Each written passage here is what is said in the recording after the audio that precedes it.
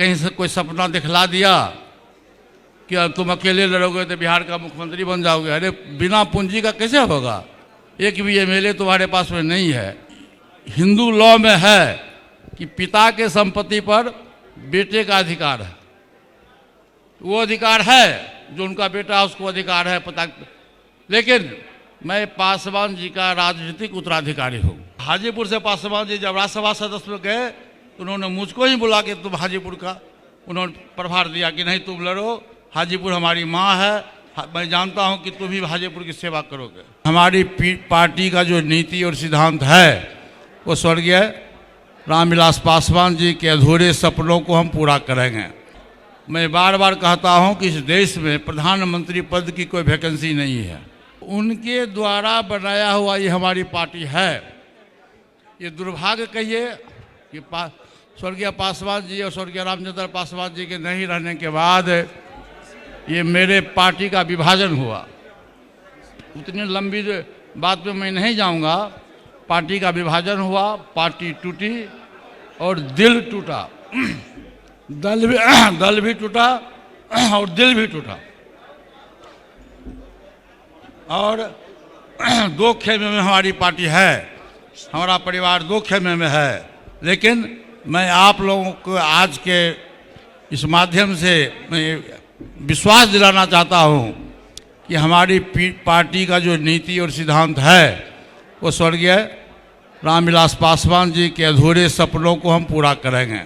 उनके द्वारा जो भी कार्य किए गए, खास करके जो हम दलित भाई हैं, जो पिछड़ी जाति के भाई हैं, सभी लोगों के लिए जो ऊंची जाति के गरीब लोग हैं, उनकी बात वो करते थे और उनके सपनों को साकार करेंगे। बाबा साहब भीमराव अम्बेडकर को कि 40 वर्ष तक देश में कांग्रेस की सरकार रही, लेकिन उसने अपमानित किया। बाबा साहब भीमराव अम्बेडकर को कोई सम्मान नहीं दिया।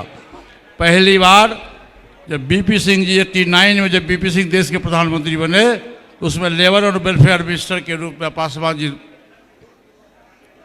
थे और उन्होंने ही बीपी सिंह जी को सलाह दिया कि सर, डॉक्टर भीमराव अम्बेडकर जी देश के महान विचारक थे, देश के संविधान निर्माता थे और उनका सेंट्रल हॉल में उनकी मूर्ति नहीं है।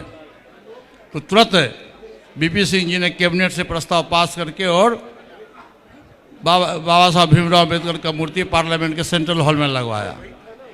दूसरा उन्होंने प्रस्ताव दिया कि बाबा साहब भीमराव अम्बेडकर इतने बड़े समाज सुधारक थे, संविधान निर्माता थे, लेकिन सभी लोगों को भारत रत्न की उपाधि दी गई, लेकिन बाबा साहब भीमराव अम्बेडकर को भारत रत्न की उपाधि नहीं दी गई। ये स्वर्गीय पासवान जी का देन है कि बाबा साहब भीमराव अम्बेडकर को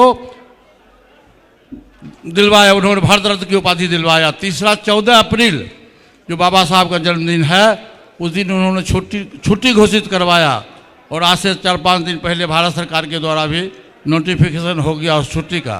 तो कहा, और पासवान जी का नारा था कि मैं उस घर में दिया जलाने चला हूँ जहाँ सदियों से अंधेरा है। तो देखिए हमारी पार्टी छोटी पार्टी है, लेकिन हमारे पार्टी का संगठन बड़ा है। हम लोगों का दिल विशाल है, बड़ा है। अभी बिहार में हम लोग 5 सांसद हैं। एक नवनिर्वाचित हमारे विधान पार्षद के भूषण कुमार जी हैं। तो हम लोगों का जो 6 आदमी का टीम है प्लस पार्टी का जो संगठन है, उस संगठन में हम लोग बिहार में एनडीए गठबंधन के सहयोगी दल हैं। और अभी बिहार में आप देखिएगा तो कोई दूसरा सहयोगी दल एनडीए गठबंधन में नहीं है सिवाय हमारी पार्टी छोड़ के। और हम लोगों का गठबंधन जब हुआ था उसमें पासवान जी जीवित थे।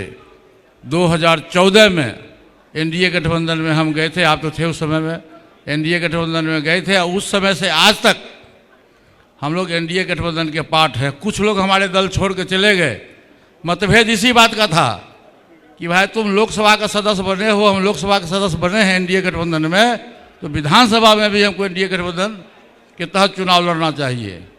लेकिन पता नहीं कहीं से कोई सपना दिखला दिया कि तुम अकेले लड़ोगे तो बिहार का मुख्यमंत्री बन जाओगे। अरे बिना पूंजी का कैसे होगा? एक भी एमएलए तुम्हारे पास में नहीं है।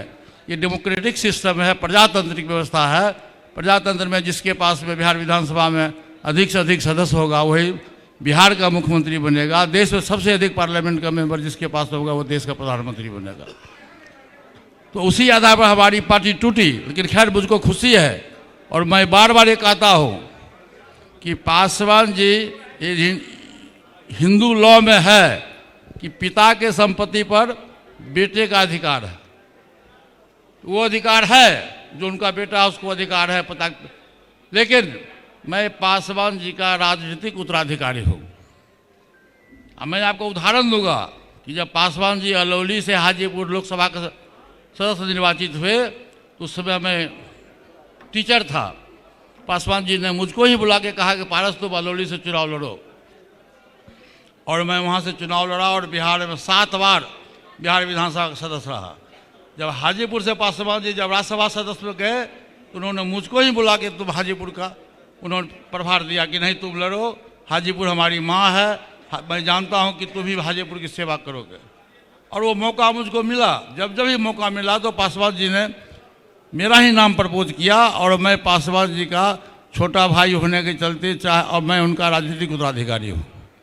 और अभी जो वर्तमान हालत है पूरे देश में, 2024 का लोकसभा का चुनाव है, हमारी पार्टी, हमारे पार्टी का संगठन काफ़ी मजबूत है। हम लोग का सदस्यता अभियान की तरफ हम लोगों का पूरा ध्यान है। और मैं बार बार कहता हूं कि इस देश में प्रधानमंत्री पद की कोई वैकेंसी नहीं है। आज की तारीख में नरेंद्र मोदी जी विश्व के सर्वमान्य नेता के रूप में माने गए। आज भी अखबार में आया है कि जो सर्वे रिपोर्ट हुआ है उसमें नरेंद्र मोदी जी सर्वमान्य नेता, विश्व के सर्वमान्य नेता के रूप में माने गए हैं। और मैं कहता हूं कि देश में आज़ादी के बाद आज तक इतना अच्छा प्रधानमंत्री देश को कभी नहीं मिला, जो शोषित के लिए, गरीब के लिए, पिछड़ों के लिए, दलितों के लिए, आदिवासियों के लिए, ऊंची जाति के गरीब लोगों के लिए, वृद्धा लोगों के लिए, बुजुर्ग लोगों के लिए, बीमार लोगों के लिए, महिलाओं के लिए जो उन्होंने व्यवस्था की, किसान के लिए जो उन्होंने व्यवस्था की, आज तक इस देश का प्रधानमंत्री किसी ने नहीं किया। आपको जानकारी है कि 2014 में जब देश में एनडीए की सरकार बनी तो पहली बार हमारे प्रधानमंत्री जी ने किसी दलित को देश का राष्ट्रपति बनाया। और दोबारा फिर जब मौका मिला तो उन्होंने आदिवासी महिला को, श्रीमती द्रौपदी मुर्मू को देश का राष्ट्रपति बनाया। अब इससे अच्छी बात और क्या हो सकती है। वो आदमी दलित के बहुत बड़े शुभचिंतक है। और पूरे देश में मैं समझता हूं कि नरेंद्र मोदी जी के स्टेटस में कोई विपक्ष नहीं है। और विपक्ष, देखिए, विपक्ष कभी एकजुट हो नहीं सकता है। और नरेंद्र मोदी जी के नेतृत्व में देश में जो चुनाव होगा 2024 में 2/3 बहुमत से एनडीए की सरकार बनेगी।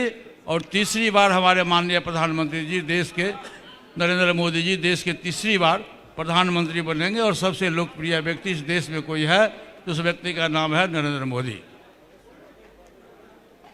इन्हीं बातों को लेकर मैं अपनी बात को समाप्त करता हूं। लाइव बिहार यूट्यूब पर सब्सक्राइब और फेसबुक पर लाइक जरूर करें।